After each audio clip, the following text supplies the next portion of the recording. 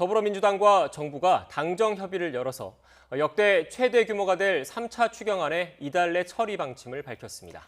미래통합당은 김종인 비대위원장이 첫 회의를 주재하며 비대위 체제로의 공식 행보에 나섰습니다. 국회 취재기자 연결해서 자세한 내용 알아보겠습니다. 최민기 기자. 네, 국회입니다. 네, 먼저 당정이 3차 추경안 처리에 본격적인 시동을 걸었다는 소식부터 전해주시죠. 네, 당정은 오늘 21대 국회 들어 첫 당정 협의를 열고 이 3차 추경안을 이달 내 국회에서 통과시키겠다고 밝혔습니다. 이 규모도 역대 최대가 될 것이라고 덧붙였는데요.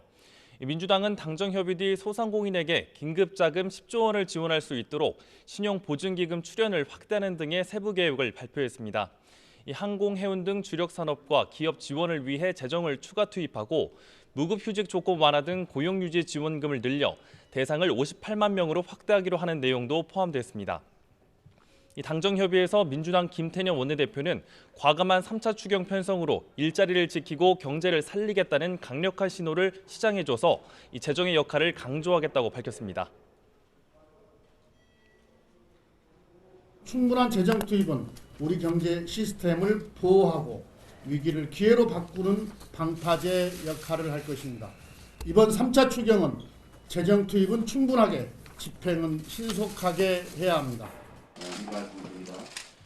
또 민주당은 총선 1호 공약이기도 했던 공공 와이파이를 2022년까지 전국 4만여 곳에 단계적으로 설치하는 내용도 발표했습니다.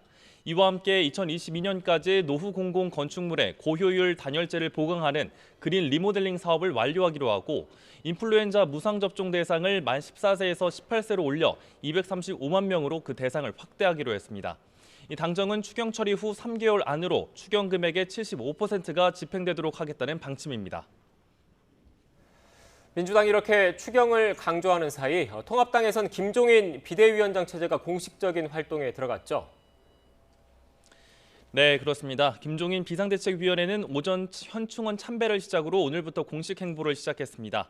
이어 첫 비대위를 주재한 김 비대위원장은 정부의 3차 추경안과 관련해서도 합리적인 근거로 만들어지며 협조해줄 방침이라고 밝혔습니다.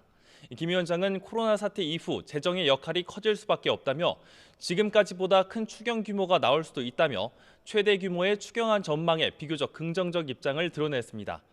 김 위원장은 통합당 비대위 산하에도 경제혁신위원회를 설치해 코로나19 이후 급격한 경제적 변화에 대비한 중장기적 과제를 마련한다는 방침입니다. 직접 들어보겠습니다. 이로 인해서 파생된 경제, 사회, 재반의 여러 가지 상황들이 지금 아주 엄중하게 지금 다가오고 있다고 저는 생각합니다. 김 위원장은 일찌감치 밝힌 대로 진보, 보수에 얽매이지 않는 당의 고강도 혁신을 예고했습니다. 현충원 방명록엔 진취적으로 국가를 위해 최선을 다하겠다는 다짐을 남기고 첫 비대위 회의석상엔 변화, 그 이상의 변화라는 글귀를 내걸어 혁신에 대한 강한 의지를 강조했습니다. 김 위원장은 공식 회의 첫 메시지로 통합당은 진취적인 정당이 될 것이라며 정책 측면에서도 선도적 역할을 하겠다고 강조했습니다. 이어 청년당원 활성화, 저출산, 교육 불평등 문제 등 다양한 의제에 대해서도 논의하겠다고 밝혔습니다. 지금까지 국회에서 YTN 최민기입니다.